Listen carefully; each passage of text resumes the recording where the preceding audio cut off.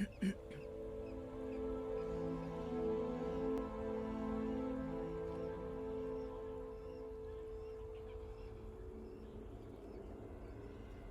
one is not the best example. Clearly, something is clearly wrong. Hello, Enigma.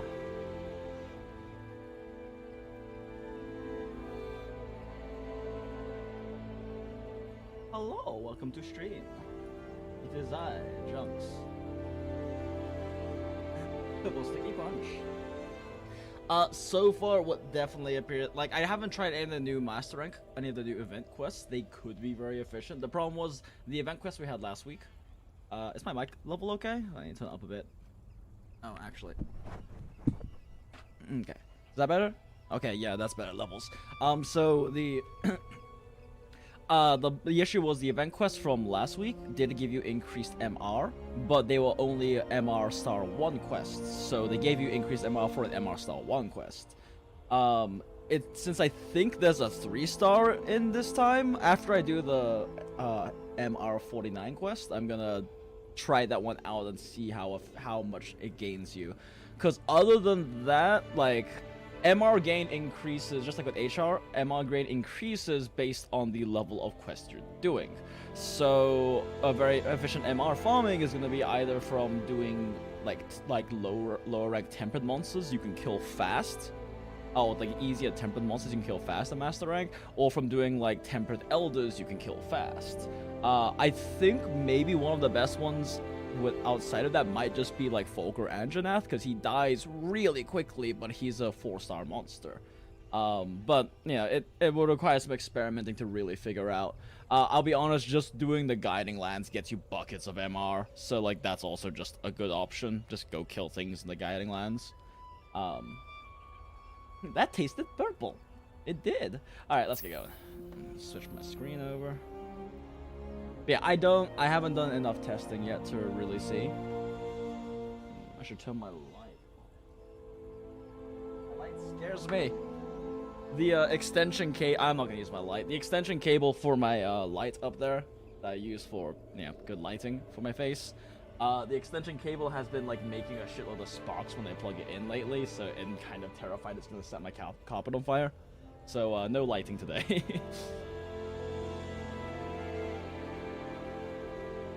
Hey Puffin, welcome.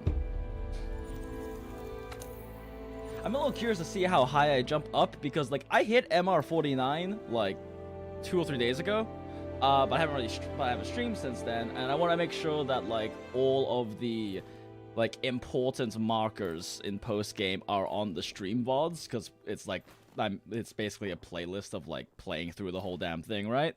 So like I didn't want to do the MR 49 quest until I go on stream, but I've been making videos and working with other testers and sharing research notes and shit for like the past few days, so I haven't actually been able to play much, and I haven't been able to find the time to actually stream, so here we are. I'm guessing I'm probably gonna hit like at least MR like 56 or 7 after I finish this quest, at least, but we'll see. I could be wrong. Let's go to Mathlos, so that way if I want to hunt with tuna later, it's an option. Hey guys, how's it going?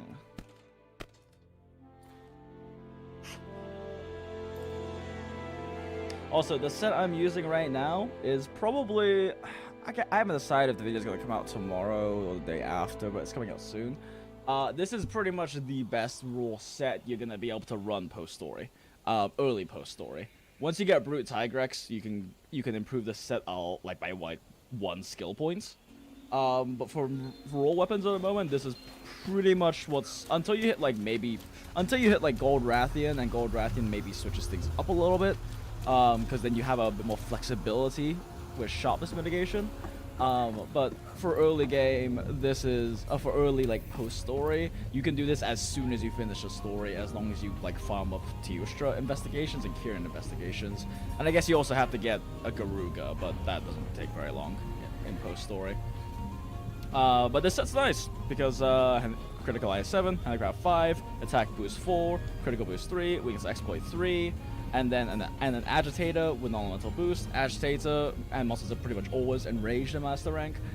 Puts you at 100% affinity on softened parts, 80% on non-softened parts. Latent power, I mean, when it happens, it's a freebie. It comes with the set.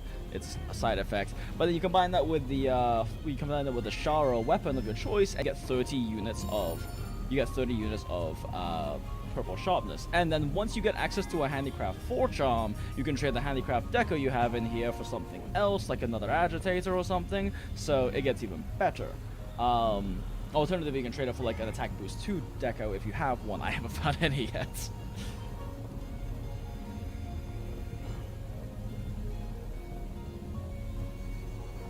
Lol, no worries, Crimson Neko, it's fine. I used to love playing League. I just have a sordid history with it, so my fiance won't let me play it, and it's like a totally fair objection. Like, I have a history with the game, so it's probably best I don't touch it unless I can get all of my shit together, and all my shit is not together, so... Dinobots, forget about attack boost, get crit I7, prioritize crit I7, weakness exploit 3, crit boost 3. That is all that matters. Okay, so let's do a quick calculation, right? Let's say you have a raw an endgame raw weapon, so let's say the Shara weapon. That's 280 true raw. So in fact, you know what? Let's do this. Switch over real quick.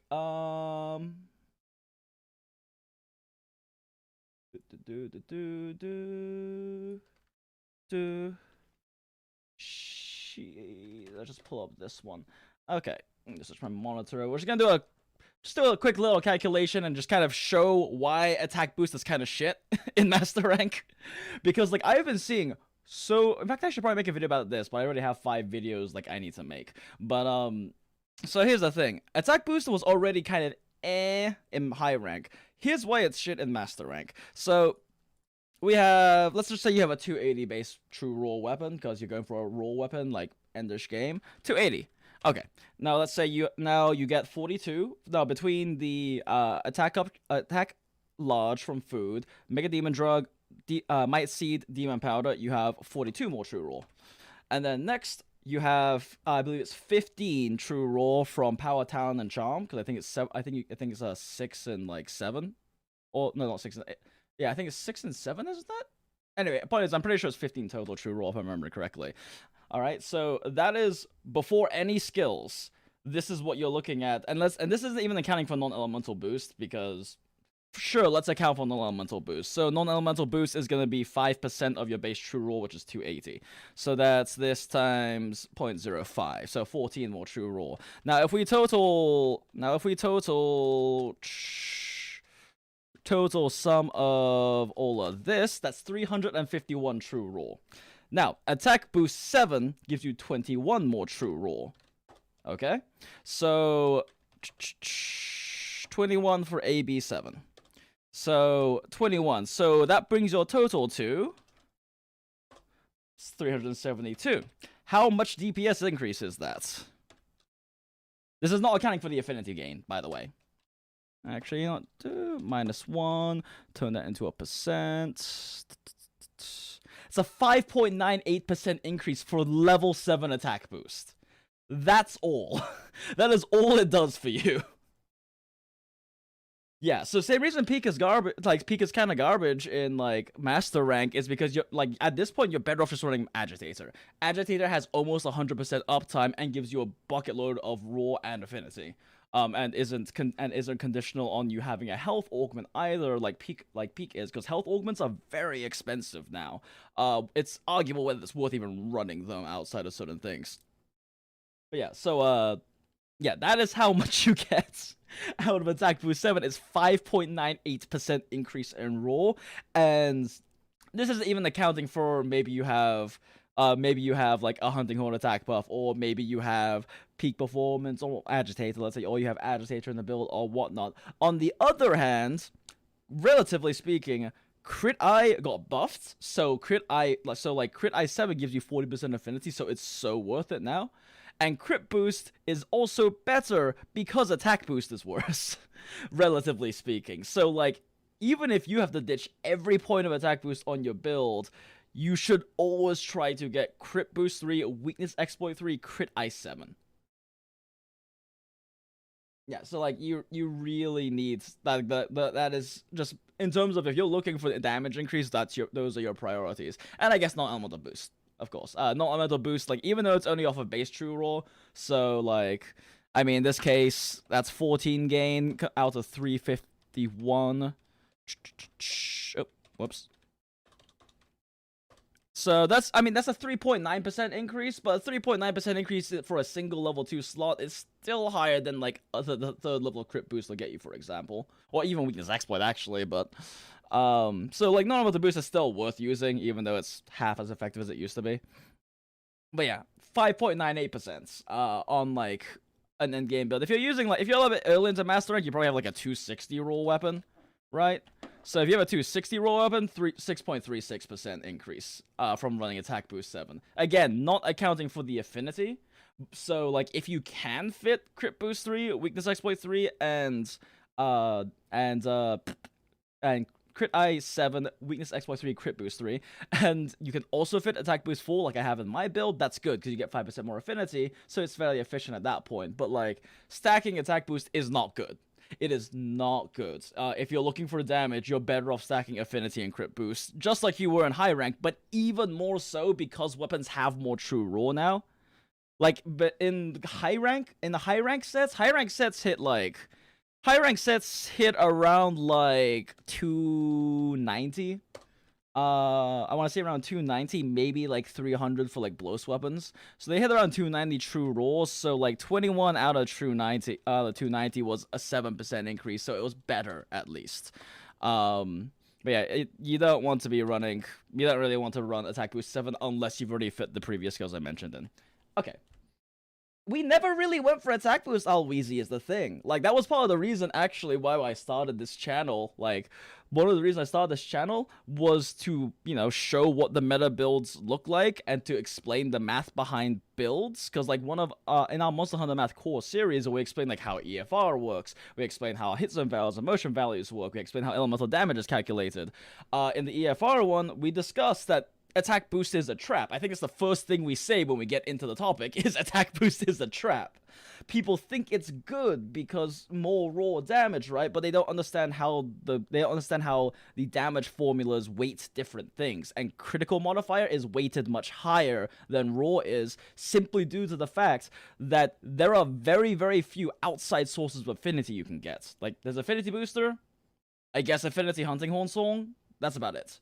Like, you don't have outside sources of affinity. You have shitloads of outside sources of true raw, of attack.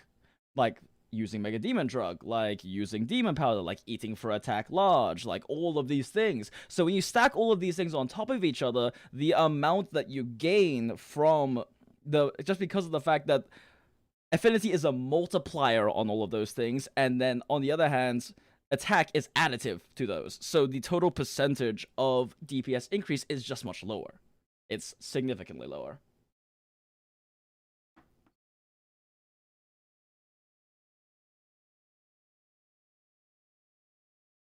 I have no idea, Simona. I haven't even gone to HR 50 yet because I haven't been playing this. I have not got to play much because I'm like always doing videos.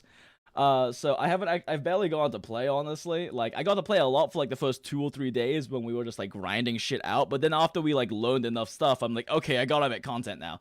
Like, life of a content creator, I can't spend, like, as much time as I want to playing because I have to make videos. And depending on the complexity of a video, it can take me, like, 5 to 10 hours to make, so.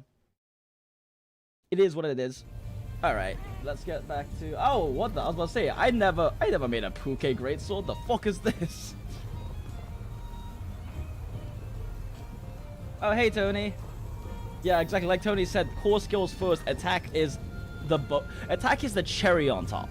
Attack boost and agitator are the cherry on top skills. Once you have everything you need and you can fit more shit, you put attack boost and agitator in there. But, like, everything else is more important, whether that's gonna, like... the crit boost, weakness exploit, crit eye is more important. If your weapon needs it, handicraft is more important. If your weapon needs sharpness mitigation, like Shara weapons only have 30 units of purple, so you have to have sharpness mitigation. And for switch axe, you hit so fast, I have to run Master's Touch. True Razor Sharp doesn't give me enough. So yeah, like, but yeah, all of those are cherry on top skills.